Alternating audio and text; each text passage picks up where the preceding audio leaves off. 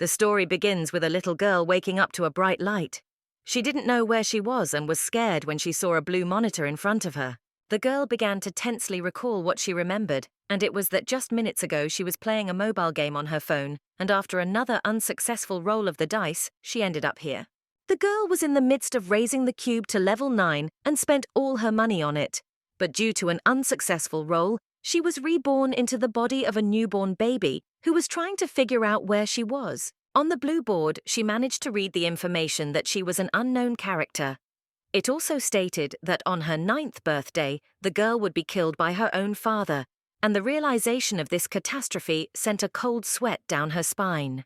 The girl thought with doom that it was unfair, because even if she was an unknown character, why the hell did she have to die on her own birthday, let alone suffer such an unfortunate fate? She felt so sorry for herself that she started crying loudly, trying to shout about this injustice to the whole world, but only single sounds came out, which made the girl even angrier. The maid immediately came running to the noise, unable to understand why the little lady was crying so much, and taking her in her arms, began to gently tell the girl that Madame Eris would soon come and feed her. Having calmed down a little, the girl again began to analyze how she could have gotten into this mess and hoped that it was just a dream, and that when she opened her eyes, she would return to her everyday life. But unfortunately, this did not happen, and the girl had to accept that she would have to live a new life.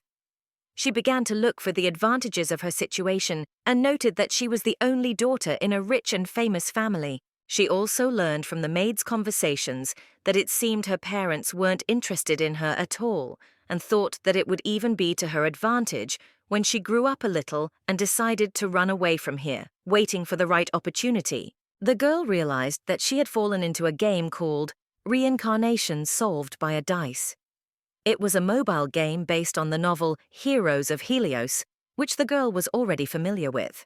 The essence of this game was that you had to roll a die to choose one of the characters in the novel, and the players could make a decision based on the choice that appeared on each branch. The ranks of the characters directly correspond to their importance in the original story, starting from the humble first-level extra. There are 5 ranks in total, all the way up to the 5th-level protagonist who plays the main role. Therefore, the girl was very upset that she only had the first rank. It wasn't the worst thing because her name never appeared on the screen, although a week had passed since the girl first appeared in this game. Of course, the girl understood why her father was indifferent to her, but she was worried about why her mother had never appeared in her room during all this time. At first, she thought she had fallen into one of those single-father stories, but decided not to jump to conclusions. The girl decided not to be particularly upset about the fact that her parents didn't care about her. The main thing was for them to give her a name as soon as possible, because that way she would be able to come up with a plan and cope with this cursed fate more quickly. Reflecting on her life, the girl felt that she wanted to sleep and thought that this was due to the fact that she was in the body of a baby, so she decided not to resist and closed her eyes. And when she woke up, the maids began to feed her. The girl noticed that today, all the servants were busy circling her room, trying to clean everything as quickly as possible, and she thought that perhaps the maids were preparing for some important event. From the maids' conversations, the girl understood that they wanted to rearrange her room by tomorrow, and began to wonder why the maids were in such a hurry. One of the maids asked Madame Eris if she should put the cup with the stones somewhere else. The woman, smiling, replied that they should put the cup in the display cabinet, thinking that the little lady would like to look at it. The surprised maid said that this made no sense, since a young lady who was not even 3 months old could not pay attention to this. But Eris objected, saying that their lady was not only intelligent, but also amazing. Madame Eris added that their little girl was constantly looking at everything with such curiosity, as if she understood everything. The girl, meanwhile, looked away, thinking that it would be better for her to pretend to be a child. The blue monitor appeared in front of the girl again, with information about her gender and age added, indicating that she was currently 2 months old. Her patience was wearing thin, as she wanted to get some additional information. And although she mentally demanded to be shown the window with her stats and abilities, the screen remained unchanged. Then she was afraid that she might forever remain in the body of a first-level character. She was angry that with the improvement of the cube on which she had spent all her savings, she only received a rebirth into the body of a baby, remembering that before that, some strange window had appeared. The information box on the window stated that this cube could transport her to another world. But she couldn't believe that it was actually possible to move between worlds using a level 9 cube. The girl was angry again, saying that for her ordeal, she could have been given a better fate than dying at the age of 9. But then the girl told herself to calm down and think more optimistically. The girl set herself up for the fact that even if she is now statistically a first-rank character with a terrible fate, perhaps she will be able to change everything as a result of her hard work and belief in herself. Meanwhile, the girl heard Madame Eris telling the maid that she regretted that the letter from the owner of the estate had arrived quite late and that they did not have enough time to prepare accordingly for his return. The maid remarked that this was simply unrealistic, but Madame Eris replied with a smile that if she talked less, she would have time to wash the floor once more. Listening to the maid's conversation, the girl only now caught herself thinking that she had never seen her parents, and now, judging by their words, her father was returning to the estate tomorrow. The girl decided not to worry about this because willpower determines her fate, and since her parents are not interested in her, she can just live quietly and then slip away unnoticed. Madame Eris suddenly said that if the master found out that they had not treated the little lady properly, he would definitely punish them. After these words, the maid turned pale and almost dropped the rag from her hands, but Madame Eris patted her on the shoulder and told Duran to relax because she was just joking. Listening to the maid's conversation, the girl was getting ready to meet her father. Then it suddenly dawned on her that even if she managed to change her fate, there was no guarantee that everything would go the way she had imagined. She began to think with fear that her crazed father might kill her long before she was 9, and that would be simply terrible because none of her plans would be able to come to fruition. Thinking about this, the girl started crying again. She refused to believe that something like this could happen because she had a level 9 cube that she had paid so much for, and if something like this happened, she would find all the game developers and send them to hell. The next morning, as soon as the girl opened her eyes, she saw a smiling maid who greeted the young lady and announced that it was time for breakfast. Madame Eris took the girl in her arms and noticed that the young lady was in a good mood today, which could not but please her. Although the girl was mentally glad that she was born into a rich family and money decides many things in the modern world, suddenly a frightened maid rushed into the little girl's room and Madame Eris reprimanded her for coming in without knocking.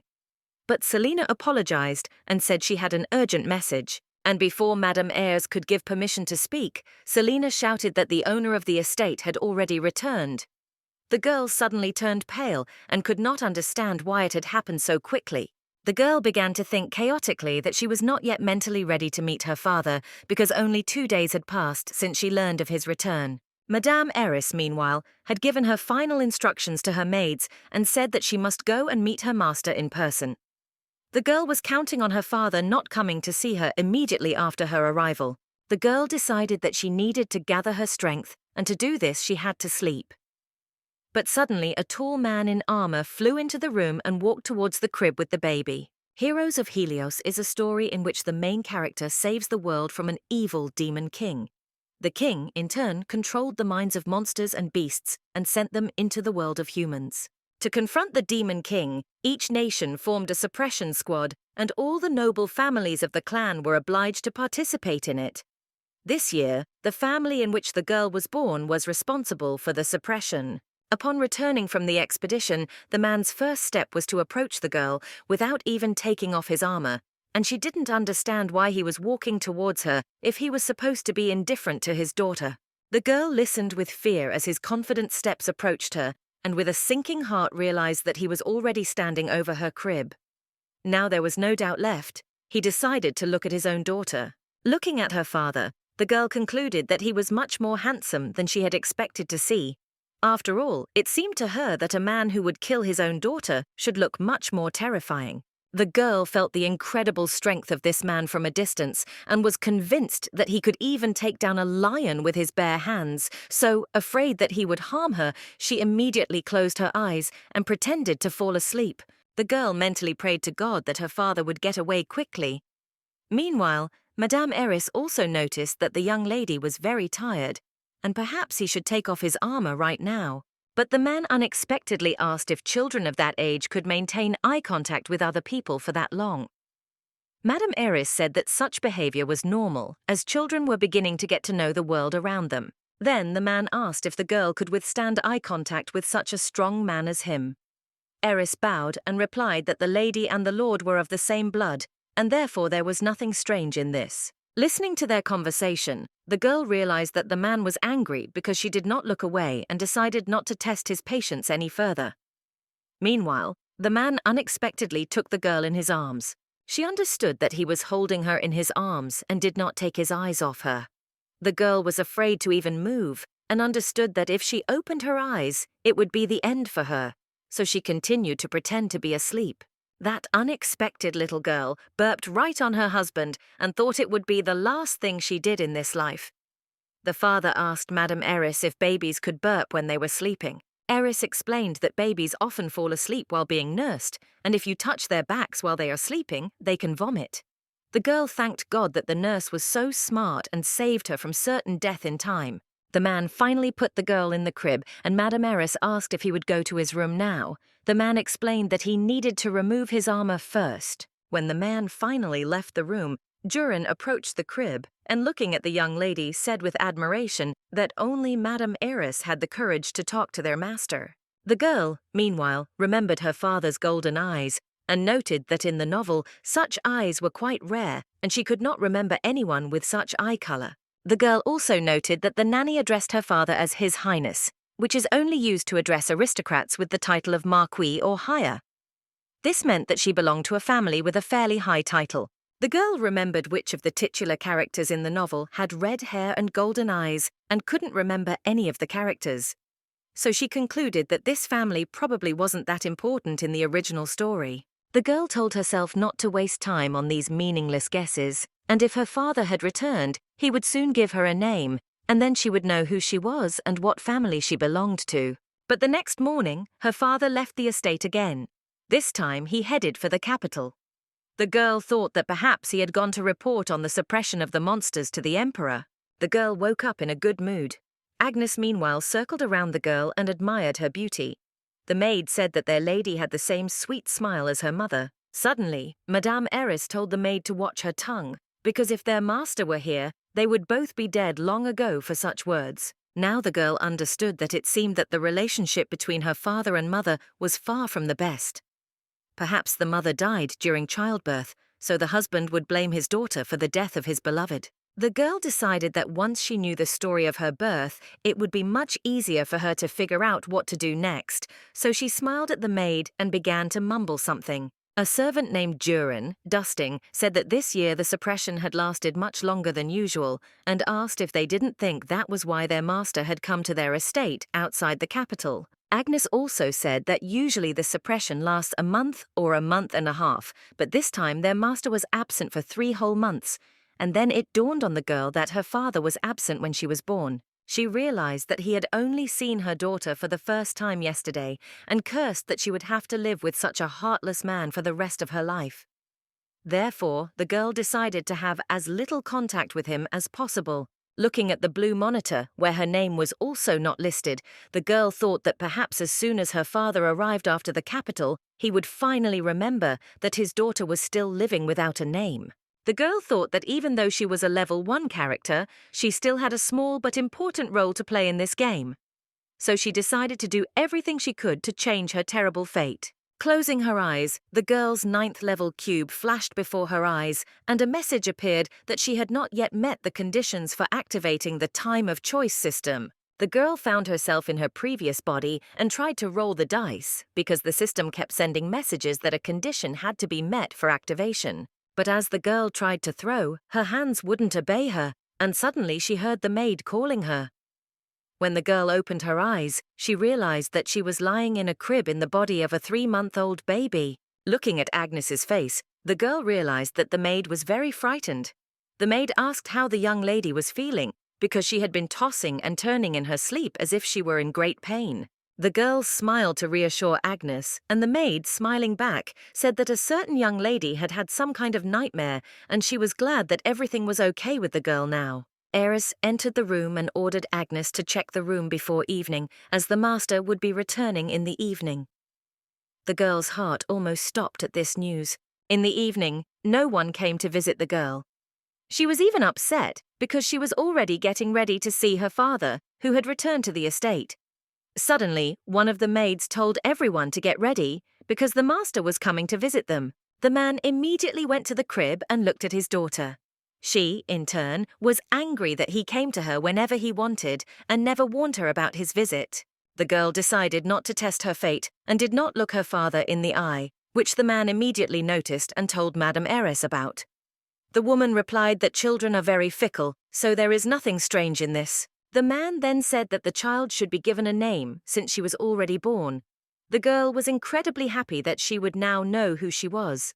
The father, meanwhile, continued to say that the name should characterize his daughter. And while she was fantasizing about what name her father would come up with for her, he said that for a child whose family takes the lives of others, the name Cobra would be just perfect. Hearing this, the girl almost burst into anger because she could not understand how he had come up with such an inappropriate name and mentally cursed that his father had turned out to be such a fool. The blue monitor appeared in front of the girl again, indicating that it was game time and that the event had started, the time of choice. Everyone seemed to stop in space and no one in the room moved. At first, the girl couldn't understand what was happening and why she couldn't move. But when the monitor started flashing messages one after another, she realized that she had felt the same way in her dream. The system started to announce that the choice would be determined by the player's action, and at the same time, the girl's ability to move returned. She caught her father's gaze, which seemed to say, if she didn't like it, she should show him. The girl decided that it was time to act, because to lie idly by would mean to remain with the name Cobra for the rest of her life. So she started waving her arms and tore a brooch with a flower from her clothes. Stretching her hand out to her father, she called out to him, and he realized that the girl wanted to give him something. So the man automatically stretched out his hand to her, in which a moment later her brooch appeared. The man carefully examined the flower of Alicia, which was in his palm, and said that it was quite strange to see it at this time of year. And then, after thinking a little, he announced that he had decided to change his daughter's name. The man announced that from now on his daughter would be called Alice Draven. The maids clapped their hands in joy, and the girl looked triumphantly at her father and mentally noted that she had won this duel. At the same time, a blue monitor appeared, indicating that the conditions had been met and the character's rank was changing.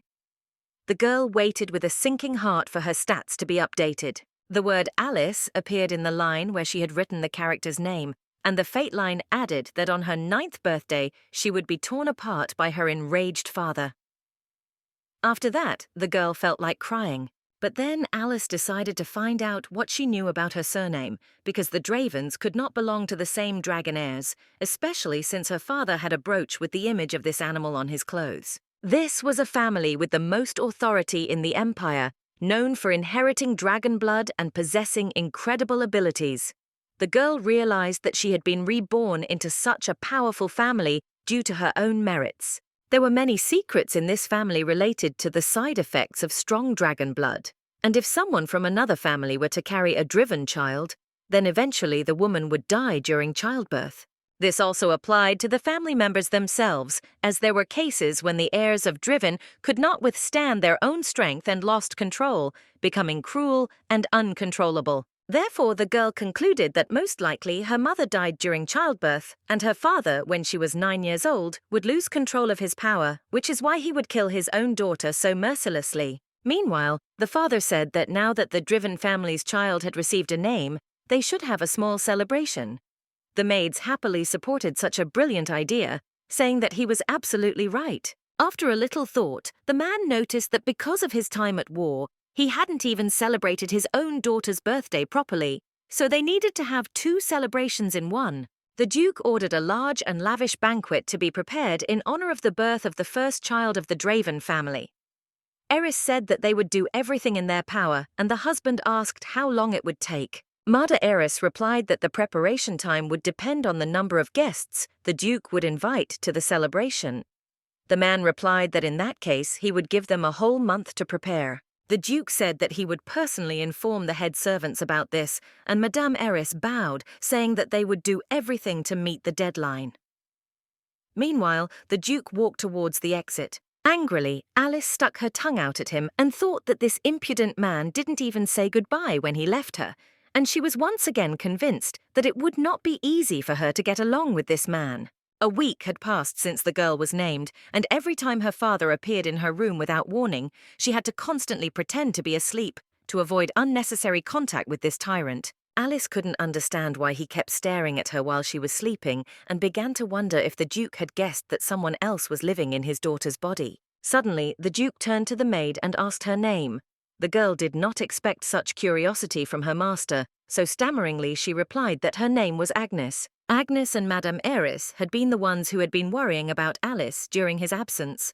The maid again replied uncertainly that this was true and asked why he was interested in it. The Duke suddenly asked if Agnes had noticed any unusual behavior from Alice when she was around her.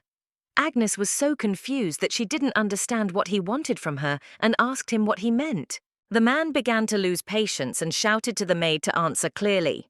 The frightened Agnes again stammered that she did not understand what exactly His Highness did not mean when he spoke about Alice's unusual behavior. Then the Duke said loudly that it seemed that the girl was not suitable for the role of maid in the Draven family and ordered her to leave their estate by tomorrow morning. Agnes almost lost consciousness from shock. A message appeared on the blue screen in front of Alice again, stating that the conditions for activation were not met. The girl decided to fight for Agnes to the last, so she groped for the toy and threw it at her father. The Duke barely managed to turn away from the toy hitting him in the forehead, and immediately looked at Alice, who was supposed to be sleeping. He immediately guessed that his daughter had reacted that way when she overheard their conversation with the maid. Their eyes met, and Alice boldly looked straight into the Duke's eyes, so that her father would understand that she should not be frightened by such piercing, blood-curdling glances, because she was already used to them. Today the girl had a completely different task, which was to save her Agnes, to which she was already accustomed, so the girl looked at the maid and stretched out her little hands towards her. Alice tried so hard to pull herself up that she felt herself losing her balance and thought Agnes should help her quickly, for she might fall. The maid seemed to read her mind and took the young lady in her arms. While the maid was calming the little girl, Alice kept her eyes on her father, as if to say that he was no one here to make decisions about firing her beloved maid. In Agnes's arms, the girl calmed down and thought that the maid was much more valuable to her than her father, so she would have thrown the Duke himself, who was nothing but trouble, out of the estate without hesitation. The Duke looked at his daughter smiling in Agnes's arms and said that it seemed that his daughter liked the maid. Agnes now more confidently replied that she did. Then the Duke said that Agnes had put his daughter to bed and left her. The girl again suspected that her father still wanted to release Agnes, and she became even more angry with him. The confused maid did not know what to do. Then the Duke explained in a calmer tone that he wanted to be left alone with his daughter, and the maid carried out the master's order. When Alice was left alone with her father, she did not look away and pursed her lips, trying to tell the Duke that he would regret deciding to get rid of her beloved maid when she grew up. The Duke, looking at the little girl, held out his fist to her in the crib. Alice could not believe that her father had decided to teach her a lesson with his fists, and she resolved to fight him off as soon as she could. The girl began to wave her hands. Meanwhile, her father opened his fist and Alice saw that in his palm was a brooch in the shape of a flower, which symbolized her name. As if embarrassed, the Duke announced that he had already prepared a gift for her celebration. But it would be wrong not to give her a gift in advance, so this was a special gift for her. The Duke then said that it would be bad if rumors spread that the child of the Driven family had not received a single gift from his parents. Alice was shocked that the Duke would care about such nonsense related to the opinions of others. Alice did not take her eyes off him, and he, as if apologizing, said that he did not even know why he was telling all this to a baby. Meanwhile, the girl was convinced that she was behaving quite confidently and was proud of it. Agnes immediately ran to the girl. She took her young lady in her arms and began to rock her, and then noticed a brooch of incredible beauty on Alice's clothes. Agnes exclaimed, wondering if the Duke had really given her such an expensive thing, and said that it seemed that her father really valued his daughter very much, since he had made such an exquisite piece of jewelry especially for her. Alice looked at the maid, who was in a good mood and was happy that she had managed to win back her beloved servant, and the Duke had changed his mind, deciding not to fire her. Moreover, the Duke not only left Agnes in the manor, but also asked her to take more care of his daughter from now on. Agnes, who had experienced such an emotional strain today, finally breathed a sigh of relief. The maid examined the Duke's gift and said aloud that it looked like the jewelry had been made by other people's, because she had never seen such a unique setting in her life. At last, the day of the celebration arrived. Alice had by now learned to roll over, and the busy maids who were discussing the number of presents for the guests noticed that the young lady had woken up. And while the maids admired how skillfully the girl turned over in bed, Alice had already learned to speak short sentences, but decided not to be different from other babies, so she spoke only long sounds. The maids decided to immediately begin preparing the young lady and began by bathing, feeding her.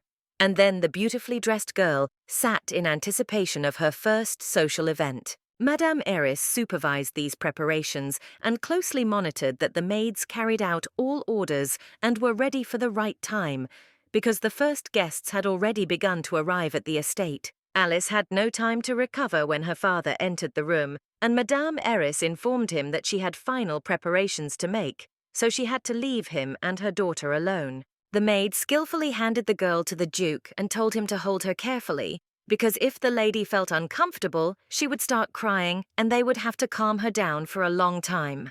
The Duke carefully took Alice in his arms and told Madame Eris not to worry, because he knew how to control his power. When the girl was in his arms, her heart began to beat faster. Alice was very worried that all the servants had fled, and she was left alone in the room with her father.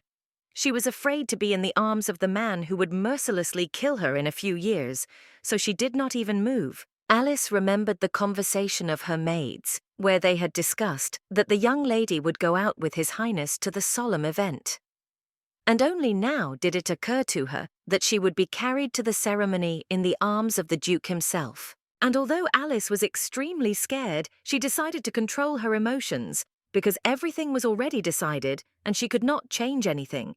Therefore, the girl told herself to calm down and pull herself together. After lying in his arms for a few minutes, Alice realized that the main problem was not her fear, but that her father was holding her so uncomfortably that her back began to hurt unbearably, and Alice began to be capricious. The Duke looked at the girl and did not understand why she had started to cry. The first thing that came to his mind was that the girl wanted to eat. But the girl cried even more because he did not have enough strength to understand the reason. The Duke mused aloud that Madame Eris had warned him that the girl had recently been fed, so he couldn't understand why she was being so moody. Meanwhile, Alice was screaming more and more, trying to explain that he was simply holding her neck more comfortably. The man tried to calm his daughter down and offered more and more possibilities as to why she was crying, suggesting that maybe she had wet herself and needed a diaper change. This made Alice cry even louder. 5 minutes passed and the girl was tired of screaming to explain to her father that she was simply uncomfortable lying down, so she fell silent. The Duke, surprised, asked if these were really just her usual whims. But then the Duke suddenly got up from the sofa and ran to the door.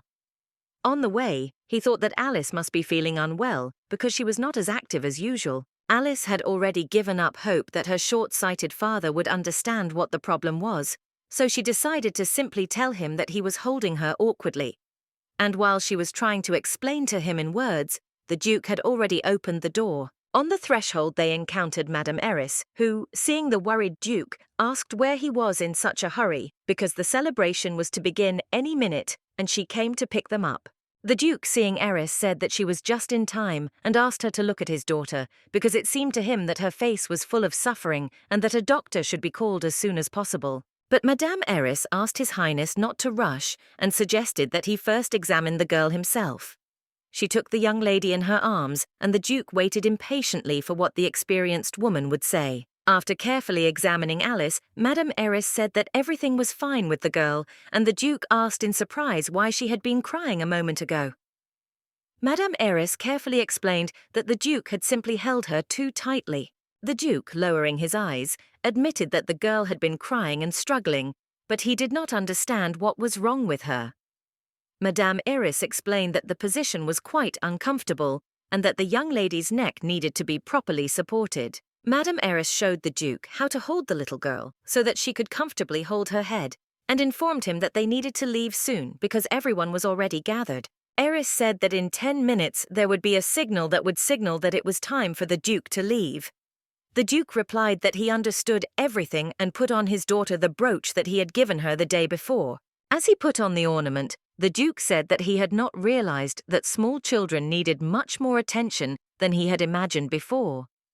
Meanwhile, Alice thought that it must have been unpleasant for his father to admit his mistake. After the signal, the father took Alice, who was already more comfortable, and went into the banquet hall. The valet loudly announced that His Highness Duke Lexios had entered the hall, driven and Princess Alice driven. Alice took her place of honor on the throne next to her parents, and the ceremony of receiving gifts began. Each of the guests wanted to please the Duke, and very soon a whole pile of gifts formed near Alice. Another guest brought a black egg and solemnly congratulated the Duke on the birth of the Draven family's daughter. All the guests whispered that it was most likely the egg of a high-level monster. A smile appeared on the Duke's face, and he thanked Sir Albert for such a valuable gift, noting that it must have been difficult to obtain such an egg. The girl thought that it must have some value in this world. Although to Alice an egg was worth nothing, because she hardly expected to live more than 9 years. The queue of guests kept on coming to congratulate her, and she was already impatiently waiting for it all to be over. But when a small boy in a white cloak joined the greeting, Alice, catching the look of those silver eyes, immediately guessed that it was the main character of the game, Eniteo, and waited with particular interest for the gift. Alice had of course heard from the maids that representatives of the royal family had been invited to the grand event. But she hadn't expected it to be the main character himself. Standing next to the boy was Duke Claire, who told Lexios that this year's monster suppression had been particularly dangerous due to the appearance of high-level monsters. He thanked the Duke for keeping the Empire's losses to a minimum thanks to him. Claire added that the Emperor was very pleased with Duke Lexios. The Duke thanked him for such words, and for the fact that Duke Claire attended Alice's birth celebration in person. Claire opened the box, and Alice saw 2 candies inside. At first, she thought the gift looked rather banal, but Lexios happily exclaimed that the higher-ranked dice were the best gift. Then the girl remembered that the cube looked exactly like this in the real world.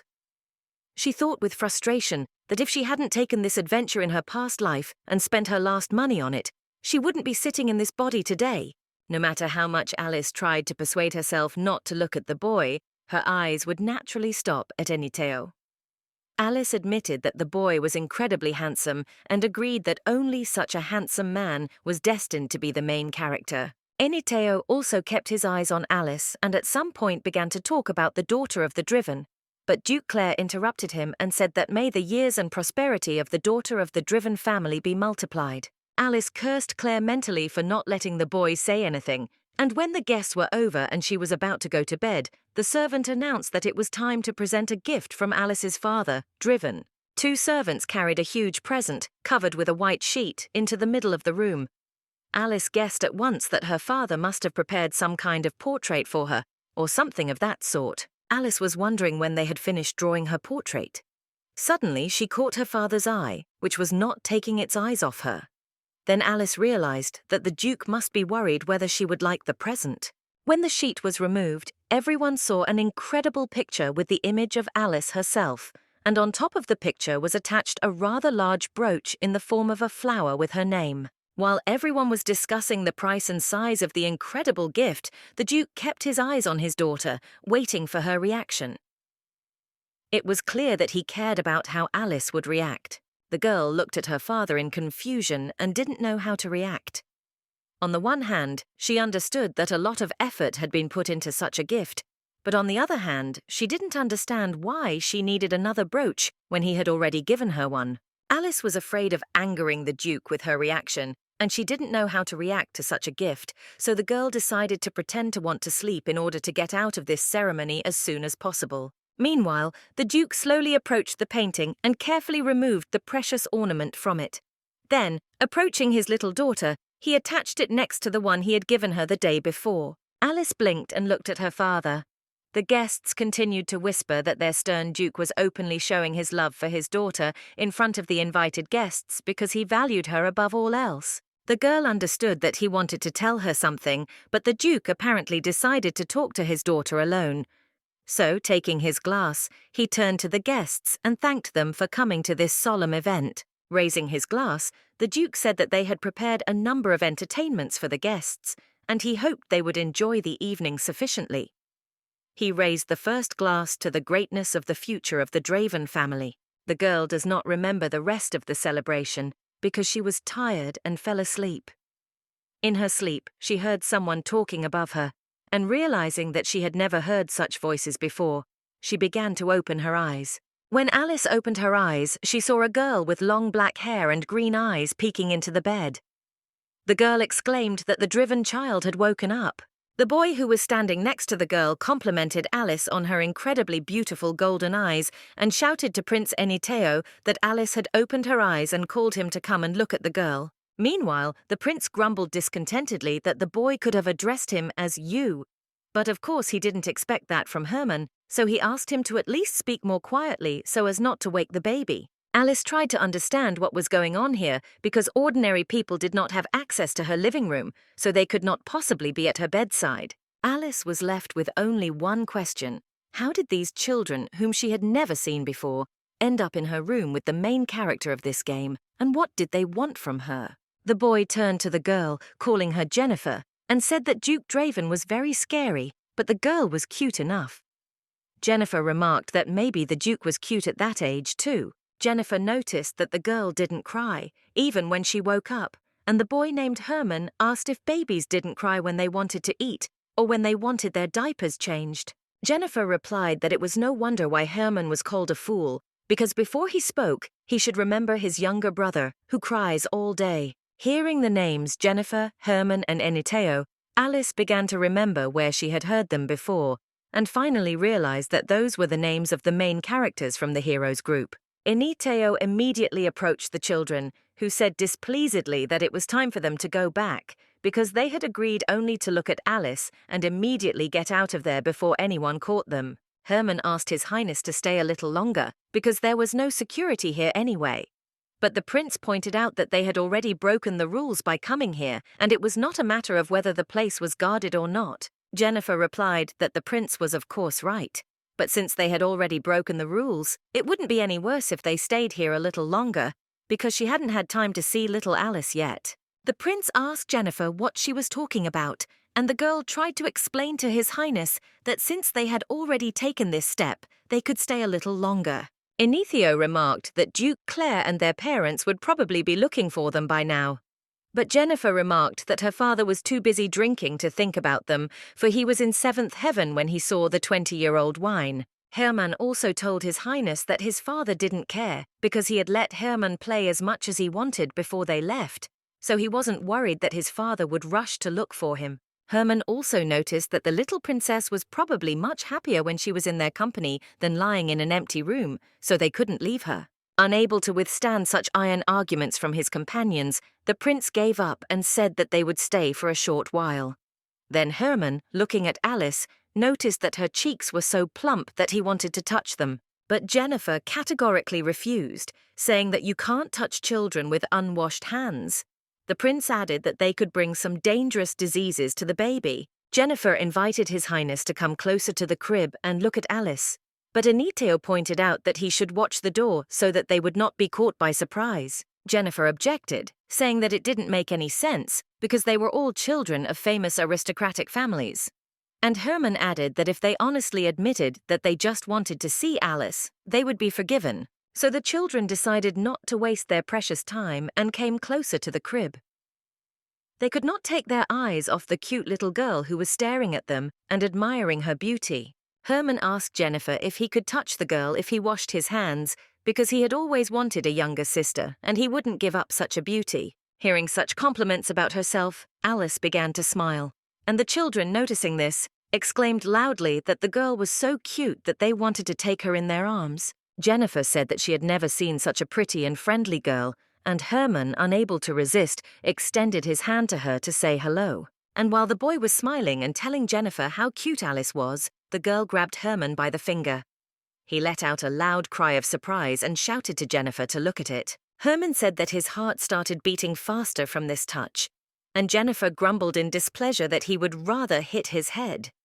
Herman smiled and said that Jennifer was just jealous of him. Jennifer also became curious and reached out to Alice. Although she said out loud that she hadn't had time to wash them yet, she also wanted to feel the little girl's touch. Alice didn't keep Jennifer waiting long and also touched her finger. The pleased girl smiled, and Jennifer smiled back at her, because these sensations were extremely pleasant. While Jennifer and Herman were discussing how soft the little girl's fingers were, the prince approached them and remarked that it was time for them to return to the banquet hall. And although Herman asked to stay here for a little longer, the prince noticed that they had already been in this room for quite a long time, especially since he had told them not to touch the girl with dirty hands. Jennifer told the prince not to be so stubborn and to come closer to them to see the baby driven. But the prince replied that he had already seen her when he gave the gift.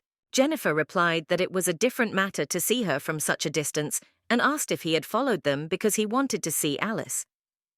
The prince said that he had gone after the children so that they would not do anything foolish. Claire everything, so she asked Anethio to be honest with himself first. The prince still couldn't resist the temptation to look at Alice up close, and as he walked to the crib, he threatened the children that he would tell their parents everything. But Jennifer smiled and said that she was already scared. The girl pushed the prince closer to the bed, and Herman grabbed his hand and held it out to Alice. Before His Highness could recover, Alice grabbed his finger, and he cried out in surprise. Their eyes met, and the blush on his cheek said for itself that he also enjoyed it when Alice touched him.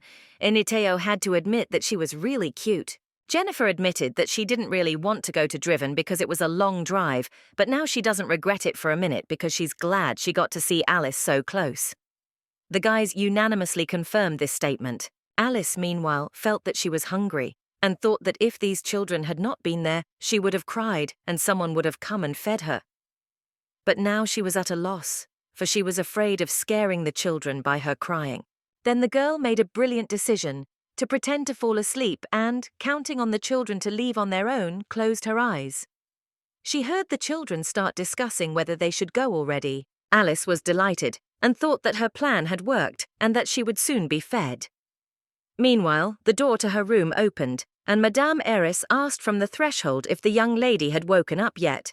But when Madame Eris entered the room, she almost fainted when she saw the children standing around Alice's crib, also looking at the maid in fear. Eris immediately asked what they were doing there. The children lowered their heads guiltily, not knowing how to answer Madame Eris's question. They were so ashamed that they felt like falling through the ground. Prince Anethio decided to take matters into his own hands and asked permission to explain everything. The boy didn't know where to start, so he decided to introduce himself first. But before His Highness could say his name, Alice began to cry to attract Madame Eris's attention, for she was so hungry that she could not bear to eat. The maid immediately reacted and went to the bed. The children themselves were frightened and began to ask Alice what had happened, for a moment before she had been smiling at them. They asked Madame Eris if the little girl had been ill and waited for instructions as to what they could do to help. Madame Eris went to the crib and took Alice in her arms. The girl immediately calmed down in her nanny's warm embrace, and Madame Eris explained to the children that Alice was simply very hungry. Eris turned to the young gentleman and explained that it was time to feed the young lady. Herman wanted to help feed her, but Jennifer covered his mouth with her hand and told them they would leave the room now. Herman began to resist and wanted to stay in the room with Alice to spend some more time with her, but Jennifer grabbed him by the scruff of the neck and, asking him to shut up, dragged him to the exit. Madame Eris noticed that the children enjoyed playing with the young lady, so she told Alice that it seemed she had new friends and then added that the girl urgently needed to eat. Within minutes of the incident, Duke Draven himself learned of the incident. The children standing before him began to apologize for breaking the rules of etiquette. They were so frightened that they could barely stand. The prince also apologized to the duke, but the man was so furious that those present in the room were afraid to even move. The duke's eyes were burning with rage, and he was ready to kill them on the spot. Duke Claire and Jennifer's father apologized profusely to the enraged duke for not taking care of the children. They admitted guilt for their terrible act. The men said they were ready to hold a formal apology procedure if the duke wished, because their action had offended his own daughter. Hearing this, she began to cry out to her father. The Duke said that when he heard what happened in the recreation room, he had mixed feelings, and on the one hand, he understood that the children and His Highness were still very young, and it was natural for them to make mistakes. But Duke Lexios added that they should know that youth should not be an excuse for everything. The men fully agreed with the Duke, taking responsibility for everything that had happened. Lexis noted that fortunately nothing had happened. Then he asked what they would do if something went wrong and it led to serious problems, resulting in something happening to Alice. The Duke looked at the confused children and said that he accepted some responsibility for the Dravens in allowing them to enter Alice. He also understood that the children had no malicious intent. The Duke also added that according to Madame Eris, the children were just playing with Alice, and moreover, on such a responsible day, he was not ready to discuss this incident. Concluding his speech, Duke Draven said that today's incident would be considered a shared responsibility, and that would be the official position of the Draven family. The men bowed to the Duke and thanked him for his generosity. Meanwhile, a maid entered the room and announced that the evening's event would soon begin. Duke Driven invited everyone to the patronage hall, and the children ran there first. Herman noted that there were a lot of stars in the sky today, and Jennifer asked him to behave himself. Madame Eris held Alice in her arms, her eyes fixed on the children. The girl was pleased that the children were enjoying the evening, except for the main character who felt guilty. The servant announced that the final act would soon begin and asked to pay attention to the night sky, where the performance Heavenly Path would now begin. Herman watched with delight as the stars began to line up. The boy pulled Jennifer by the hand and told her to look at this incredible sight. But Jennifer replied that she was looking there anyway and asked him to speak more quietly. A moment later, an image of a dragon appeared in the sky, made of bright stars, and it was so incredible that no one could take their eyes off this magical picture. Jennifer admired this painting and said that it was most likely a golden dragon that appeared in the sky, the symbol of the Draven family. Her father, who was standing behind the girl, confirmed her guess. Alice also looked at the starry sky and thought that she had never seen such beauty in her life. And then she looked at her father and saw that he did not take his eyes off her. The girl noted that usually her father looked at her with a piercing gaze that made her blood curdle, but now it was the gaze of a completely different person, a gaze in which she could feel sincere love. Then Alice thought that it was all her sick imagination and that she was simply overtired, and that was why she had such thoughts. Madame Eris told the young lady to look up at the sky. The stars in the sky began to line up in a new picture, and in a moment, an image of Alice herself appeared, surrounded by flowers. This image reminded her of the picture her father had given her. Alice looked at this beauty and heard some invited guests whispering nearby that the Duke's love was much greater than they imagined, because the princess's first birthday was not celebrated so brightly. The girl never even dreamed that someone would ever make such an incredible holiday for her, so she looked with pleasure at the magical pictures that were created with the help of stars. The Duke noticed that the girl was pleased and came closer to her. Madame Eris also told the Duke that Alice was happy and had never seen the young lady so cheerful. The girl waved her arms merrily, and Madame Eris noticed that after such a storm of joy she might fall out of her hands. Then the Duke asked Madame Eris to let him hold her daughter. When Alice found herself in the Duke's arms, she felt that he was holding her with some special tenderness. Herman shouted loudly that Alice had begun to move in the sky and called out to Jennifer so that the girl would not miss the starry performance. Duke Lexios also watched the celestial event and told his daughter that with the help of magic, they had not even managed to convey the true beauty of the child Driven. Alice found herself feeling comfortable in his arms and thought that until today, the only thing she had dreamed of when she learned of her fate was to escape from this family as quickly as possible. The girl thought that the Duke, whom she had thought of throwing out of her life without hesitation, was reaching out to her again and again. Holding his daughter in his arms, the Duke unexpectedly asked her for forgiveness. The man leaned closer to his daughter and whispered in her ear that from now on he wanted to be the best dad for her, because he felt affection and love for her. The girl thought that this man was the one who wanted to call her a cobra, and would also mercilessly kill her on her 9th birthday, so she could not love him and would try to escape her fate, no matter what it cost her. The Duke thanked his daughter for bringing something valuable into his life and for having someone to live for. But Alice felt uncomfortable, wanting to stay as far away from her father as possible. Alice did not want to get attached to this man because she had already decided everything about her future life. Therefore, the girl began to spin in the Duke's arms so that he would give her to the maid as soon as possible. The Duke began to panic that he was holding his daughter awkwardly again and already began to look for Madame Eris with his eyes. But suddenly Alice calmed down and smiled. Lexios exhaled and hugged the girl tighter. Then Alice wanted to believe that maybe a miracle would happen and she wouldn't have to run away from this estate. The Duke was so moved that he let the children play with Alice again. Herman kept calling the girl Alice, and Jennifer told him that it was not tactful. But the boy snapped that if Alice could talk, she would 100% let him call her that. The children circled around Alice's crib for a long time, admiring her beauty. Jennifer said that the girl's cheeks were so chubby that she wanted to touch them. Agnes confirmed that the young lady was so wonderful that just looking at her was enough to make one happy. Alice blushed at the maid's words and began to smile. The children played until late at night. Alice fell asleep in her crib, and the children also began to fall asleep in the common room. Agnes carefully took the young lady in her arms and said that it was time to go to the bedroom. On the way, Alice met Anitho, who was still awake, unlike the other children. Catching his gaze, Alice wondered what the prince was thinking when he was looking at her intently. A true protagonist wouldn't even look at someone he wasn't interested in. Eniteo had talent from birth and was always cold and rarely showed his true emotions. Alice closed her eyes, deciding not to look him in the eye. From her past life, the girl knew that His Highness's abilities were connected precisely with foreseeing the future. The next morning, the guests began to depart from the Driven estate. Duke Lexios saw off Duke Claire and his son Herman, wishing them a safe journey.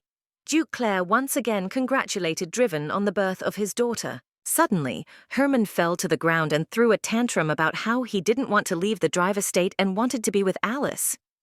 He had become so attached to the girl that he didn't intend to return home. While Duke Claire was persuading his son to get into the carriage, Duke Lexios waited for the hysteria to end with an air that worried Alice, even if he had the wisdom not to throw them out by force. Bitko persuaded Herman to return home because his mother was waiting for them. He promised the boy that they would definitely visit Alice another time as soon as he wanted. Only this promise made Herman climb into the carriage. As the boy was leaving, he looked out of the carriage window and shouted to Alice not to be sad, because he would soon visit her. After making sure that Duke Claire's carriage had travelled a sufficient distance, Duke Lexios said angrily that no one had allowed the Claire family to visit their estate whenever they pleased. His Highness had ordered Madame Eris to deny the Claire family any visits and not to let any of them enter their doors without his personal permission. Eris stated that everything would be done as the Duke had said. When Agnes and Alice entered the living room, the girl saw a whole pile of presents and realized that everyone had brought them here.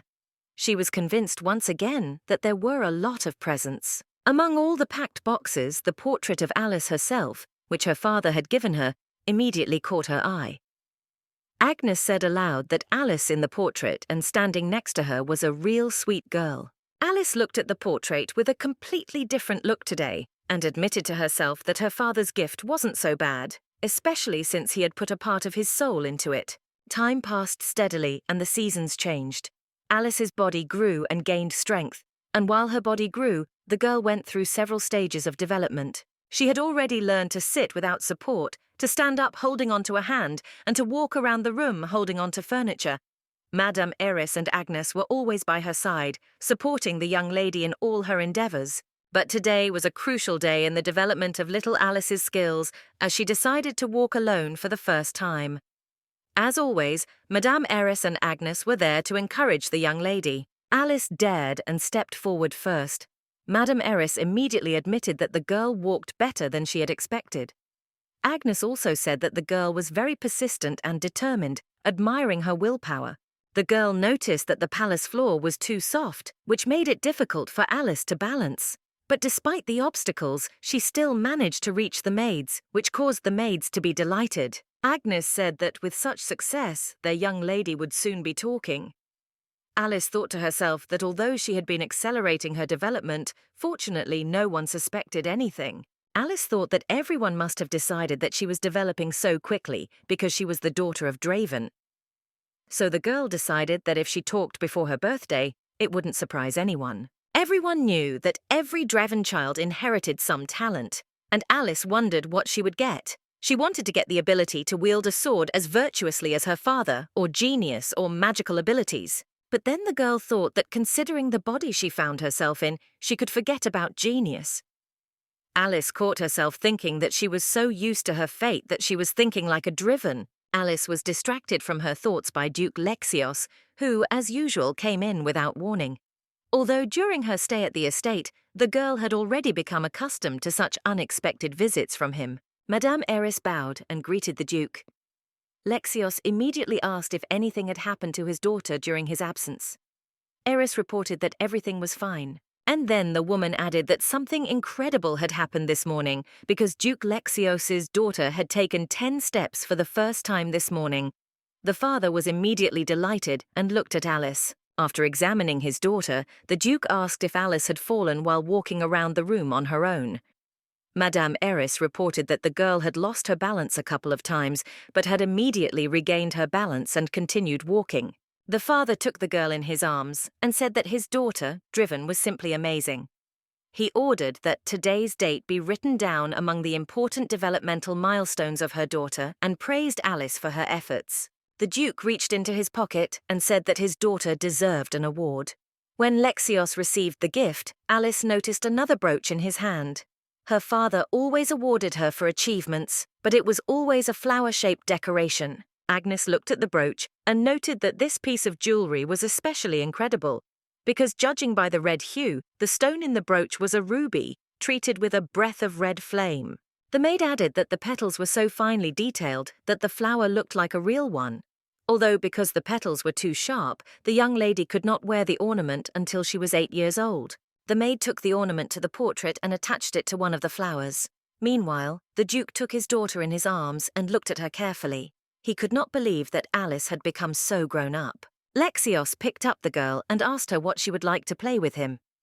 Alice smiled, and the Duke began to repeat the word "daddy" at a long time so that her daughter would remember these syllables and repeat them as quickly as possible. At first, the girl just smiled, and then she decided to do something nice for the Duke and, after another repetition, clearly pronounced the word "dad." Lexios almost burst with happiness. He was beaming and praising his clever girl, who had finally said something, especially since this word directly concerned him. The Duke reached into his pocket again and said that Alice fully deserved another present. The girl already knew in advance that there would most likely be another brooch. And so it was. Lexios took out a precious piece of jewelry, and Agnes immediately commented that the brooch was made from the feathers of a red flying beast, noting that this material was much more valuable than precious stones. After playing a little, Agnes reminded Alice that it was time for bed and put her to bed. As she fell asleep, the girl looked at the people who were always next to her, Madame Eris, Agnes, and her father. At that moment, the girl felt truly happy. She had sorely lacked parental love in her past life, so she wanted such care for her to last as long as possible. That night, while the girl was sleeping, she felt a light breeze. At first, Alice convinced herself that she was imagining it, because the adults could not have been so reckless as to leave the window open in her room. Alice decided not to pay any attention to the cold, for she was very much in the mood for sleep. But suddenly she heard some strange voices arguing about whether it was too early or whether the time was right. Alice realized that this was no longer a joke and quickly opened her eyes. The first thing she did was look at the window, but to her surprise it was closed. Then the girl blinked her eyes in confusion, not understanding how she felt the draft and what kind of voices she had heard a few minutes ago. Then Alice saw a strange greenish light pass by her hand. She couldn't make out what it was, but decided that she had just been dreaming and hadn't quite woken up yet. But while the girl was thinking about her dream, something touched her hand again, and Alice realized that she had not imagined it. She was frightened that a ghost had entered her room, and she screamed for strength. Agnes, who was also fast asleep, heard the young lady crying and jumped up in bed and ran to Alice. The maid was very frightened that something had happened to the girl, for she had never cried so loudly at night. Agnes ran into Alice's room almost at the same time as the Duke. The man was the first to reach the girl and take her in his arms. Alice hugged her father and clung to him, seeking help. Agnes looked at the little girl's reaction in surprise and noticed that Alice had been clinging to His Highness more and more lately. The pleased father immediately began to comfort his daughter. The maid was very upset because she noticed that lately Alice was choosing her father more and more often than her and thought that she was fed up with her. But the girl mentally apologized to Agnes because she decided that her father would cope better with ghosts. Then the maid suggested that they change their clothes and go for a walk, and Alice gladly stretched out her little hands to Agnes. She liked the idea of getting away from her room and forgetting about that horror. The Duke put his daughter in the carriage and they went for a walk with the maids. Alice looked at the yellow leaves with curiosity, pointing at them with her fingers and making some sounds merrily. The Duke asked if his daughter wanted to see the autumn leaves, and Alice immediately stretched out her little hands to him. The father, without thinking twice, lifted the girl as high as possible so that she could see everything better. At first, the girl waved her arms happily, enjoying the incredible view, but then she heard the same voices again, as in the room, repeating that it was still early and that she had to wait. Alice immediately stopped moving. The father suspected something was wrong and, lowering the girl, held her close to him. Alice trembled with fear and could not calm down, and the maids circled around her, thinking that the girl was simply afraid of heights. No matter what the maid suggested, Alice continued to tremble, thinking that even with her father she could not get rid of the ghosts. Then the Duke decided to calm the girl and, snapping his fingers, created a fire. Alice stopped crying at once and kept her eyes on the flames that began to flare up as her father waved his hand. She had never seen magic so close before and had never guessed that her father was so skilled at controlling it. Noticing that Alice was no longer trembling with fear, the Duke snapped his fingers and the fire disappeared in his palm. It was so unexpected that Alice could not take her eyes off this magical event. Then the father snapped his fingers again and fire appeared in his hand. The girl stretched out her little hands towards the flame, trying to touch it, for she thought it was as safe for her as it was for the Duke. Madame Iris began to worry about the girl and told the Duke that it was certainly incredibly beautiful, but it could be dangerous for the young lady. The Duke replied that there was no need to worry because this flame did not give off heat. Hearing this, Alice stretched out her hand towards the flames and begged her father to let her touch the fire, for she had never before seen a flame that could be touched without harming herself. The Duke tried to explain to the girl that fire was quite dangerous for children and that they should not touch it. But Alice stubbornly pulled her little hands towards the fire, and the Duke gave in to the girl, saying that his fire was safe for her. Alice was glad that she had managed to persuade her father to touch the fire, and she immediately put out her hand.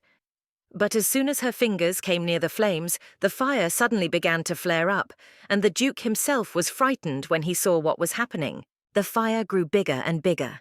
The Duke raised his hand to keep the flames from touching his daughter.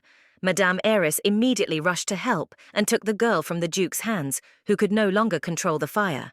And although the maids moved to a safe distance, the fire in the Duke's hands began to flare up with such force that the flames again began to reach the girl, who was seriously frightened and began to cry. The girl simultaneously saw the greenish clusters in a fiery whirlwind, which she had already seen last night, and, frightened to death, began to scream that a ghost had appeared. She pointed her finger and cried with all her might. Alice began to call for her father, and the Duke immediately decided to deal with the fire and run to help his daughter. Gathering all the flames in his fist, Lexios slammed it on the ground and the fire suddenly disappeared. When the fire was over, the girl noticed that greenish clusters continued to circle around her, talking to each other, discussing how this adventure had been quite exciting. Alice was almost dead with fear, so she started pointing at them and crying.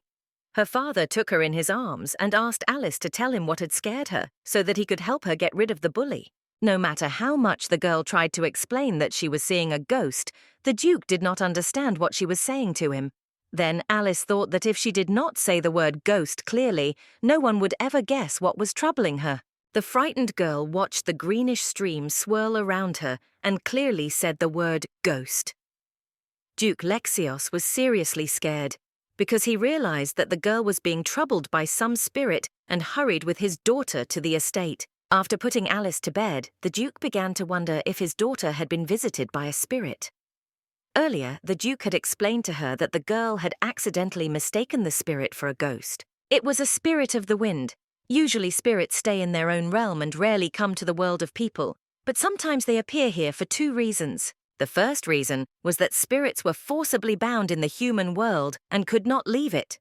And the second reason was that spirits were attracted to the human world by their high similarity. Lying in bed, Alice again heard the spirits whispering around her, discussing what had happened and could not understand why they were picking on her. And the Duke at that time conducted an investigation and guessed that the magical flame had also grown uncontrollably due to the spirit.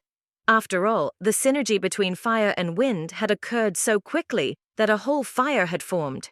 But the strange thing was that spirits were usually afraid of dragon energy, and it was rare for the Draven family to have a relationship with spirits. So Alice didn't even think about spirits, because they were rarely encountered in the original story. The only thing that calmed the girl was that the main thing was that she was not being pursued by a ghost, and this could not but rejoice. She watched as the wind spirits filled the space around her more and more. The father was shocked that Alice had managed to summon a spirit into the human world, and this confirmed her extraordinary abilities. Although the Duke was frightened by the fact that his daughter was still very young, and kinship with spirits was dangerous at that age, Duke Lexios was also confused by the fact that Alice was very afraid of these spirits, and they barely managed to figure out the reason that had been bothering the girl so much lately. Arriving at the crib, Lexios stroked his daughter's head and told her to go to sleep because lately, due to the presence of spirits, Alice had been sleeping very little, and the Duke had promised to protect her sleep. As soon as her father's fingers touched her forehead, the girl immediately felt the tension leave her body, and she began to fall asleep. Lately, she could only feel safe when he was near her. The mage of the wind spirit, Arid, visited the Draven estate, Sefol. After examining the girl, he said that His Highness was right, and the young lady had an affinity with spirits.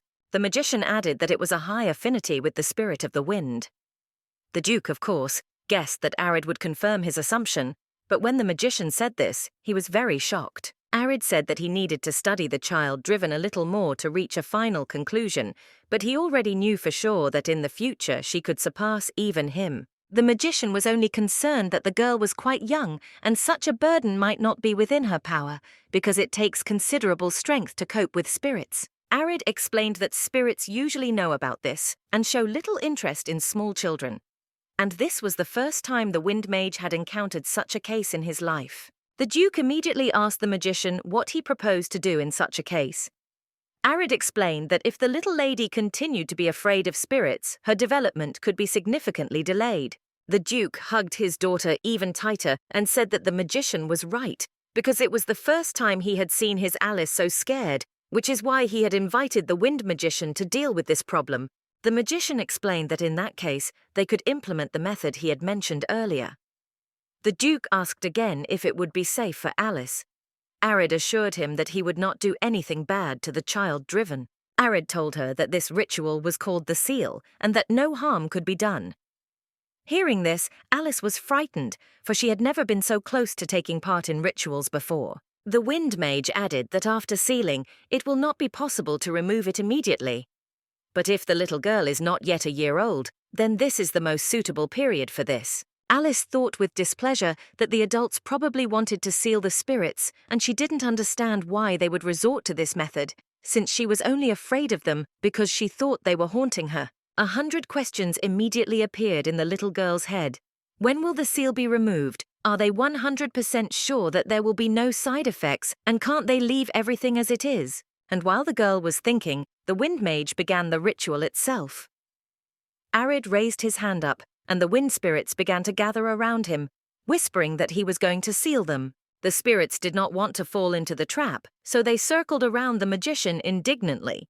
He asked them not to be angry because he was not going to seal them forever, but only temporarily seal Alice's kinship with them. The spirits were spinning more and more, indignant at the magician's actions. But Arid tried to explain that the little lady was very scared of these spirits, and they could see it with their own eyes. Arid asked the wind spirits if they were going to apologize to the little lady instead of arguing and musing about the injustice of the sealing ceremony. The wind mage emphasized that it was the wind spirits who had broken the rules, which would result in the innocent little girl's relationship being sealed.